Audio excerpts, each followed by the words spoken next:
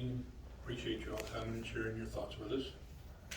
Well, I have a few thoughts I'd like to share with you as well. And I'm not going to stand over there, I'm going to talk from up here. Some of the arguments presented, I could draw some connection to.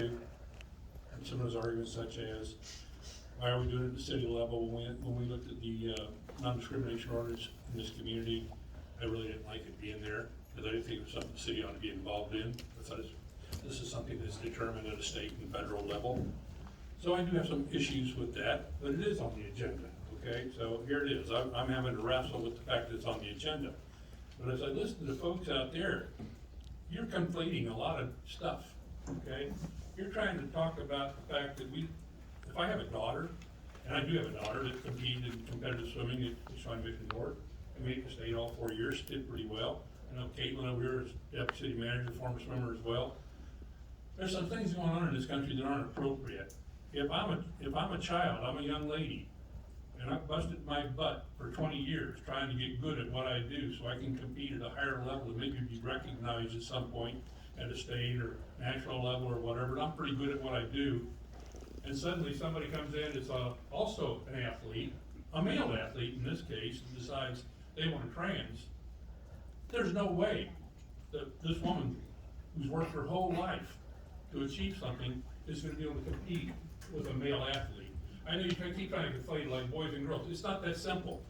It's male athletes going trans into being trans females. And these people do have a significant advantage because they've also been training all their life. They do have more muscle mass. They do have more lung capacity, and they have these advantages. And I'm watching what's happening up at UPenn and some other areas around the United States, and it's very upsetting to me. Why would anybody want to do that to this woman? Do I have anything against trans folks? Absolutely not. My granddaughter that goes to North High School, her significant other is a trans. She goes by Sam now because it's a male. I get kind of confused on all that stuff. You guys overwhelm me with all these terminologies and pronouns and all those things, and I'm kind of an old guy. I come from a different era, so I'm having trouble associating with all that and trying to adapt to all of it, so you guys are faster than I am on some of those terminologies. But the bottom line is, yeah, I've dealt with that myself on a personal level. I have a gay son. So I don't have anything against the community. I think everybody ought to be getting along great together and all that. We're talking about something very specific here. So let's kind of take out all the background chatter and all this stuff, and let's focus on what we're talking about here. We're talking about participation in competitive sports. Okay? So let's take, like I say, we got to separate all the garbage out of there. It's important, yes, but it's not pertaining to the issue that's at hand right now. The issue that's at hand right now is some poor young woman that's busted her hump all her life trying to get to a level of excellence, and somebody walks in at the last minute and says, too bad, I'm going to come in here and compete on the same playing field with you and you're screwed. To me, that's cruel. That's incredibly cruel, to take a whole lifetime of effort away from somebody and just dump on them at the finish line. That is, I would be embarrassed to present that argument, really. I don't know how you can present that. Now, I understand how you can present arguments about there's higher suicide rates, if you can talk about that, that's reality, that's real, but there's also becoming some pretty good statistics on suicide rates among those who are doing the surgical transformation from one sex to another, and apparently those rates are starting to go up pretty high. So I mean, we can have all these discussions, and that's all taking place at the national level. Everybody's gonna hammer it out, we're probably gonna get somewhere at some point and come to some kind of final conclusion, but the bottom line is, we're not talking about all that. We really aren't talking about all that. We're talking about protecting a young woman who's worked hard her entire life to achieve some goals that she set for herself, and now we're gonna just whisk those away from her because some guy decides he wants to be a female and he kind of maybe wants to win the gold medal. I'm not so sure it's all as puristic as you guys like to try to make it sound. You know, I'm 100. People do not transition to. Hey, I have a platform here. You all had your chance. Okay? You can just calm down. The bottom line is, Leah Thomas was 147th ranked, and now Leah Thomas is top ranked. Boy, let me tell you. What are the motivations there? Are the motivations as pure as everybody wants to say? I don't know. You can argue that all day. But the bottom line is, I don't feel anybody has the right to come in and destroy somebody else's life in either way. So for some reason, you think it's okay to go destroy a person's life if you're a trans, but it's not okay for somebody who's not trans to destroy a trans life. I don't want to destroy anybody's life. The whole thing's kind of ridiculous if you get right down to it. But they don't vote I have a for hard it. time getting my head around all of it. quite frankly. But the bottom line is, I think protecting women and women's sports is an appropriate thing to do. And it's a very narrow focused type of protection. It isn't saying trans people can't compete in sports. Talk about little kids. Heck, little girls beat the crap out of boys until they get to be about 9 or 10 years old. Let's get real. You talk about little kids?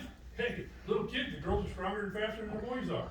Until they start transitioning and the testosterone starts kicking in, and the guys start gaining the muscle mass, and they start gaining the size and the weight and all those kind of things that men are just, they just get it. It's not anything that's smart or anything else. It just comes as being the guy, and that's what they've got. So I get kind of frustrated with this. I've heard a lot of hyperbole tonight. Oh, please. Way overstated cases, off the charts. I mean, I'd like to be able to get everybody to have a real conversation, because I'd like to participate in a real conversation. You are Where people capable. aren't just blowing smoke at me and throwing all kinds of stuff that doesn't even make sense at me. Let's sit down and talk over a cup of coffee, and let's examine some of these issues, because I was hit with a whole lot of unreal stuff, and I was also very easily labeled and had aspersions thrown at me just for sitting here at the styles. You should be ashamed of yourself. I'm a 74-year-old man. I wore the uniform of the United States Army for 34 years, retired as a colonel. I'm a retired Green Beret. I put it out there for you guys so you can sit here and do what you're doing. And have all that freedom of speech and all those things that go with being an American. We're lucky as hell to be where we are. And it's because some people put themselves out there. Oh, please. I spent a whole life in service. I worked for the Federal Emergency Management Agency, going in and destroying communities and helping people out, getting back on their feet. My whole life has been about service and taking care of my fellow citizens. How'd And I you care about the trans grow up to be people as such a well. bigot? I very much care about them as well. I care about every human being. And if we sit here having aspersions cast at me, tell you what, that doesn't impress me at all. That doesn't tell me very much good about you. Who's casting It tells me you got aspersions? some weak spots there, okay? And I'm gonna stand up for my rights tonight. And if you don't like it, tough, okay? Freaking tough. I got it on video. Because I stand up for what I stand up for. And by God, I appreciate your arguments, I really do. Believe it or not, there was a lot of things you said that actually rang true. A lot of it was real stuff, but a lot of it was bogus stuff too.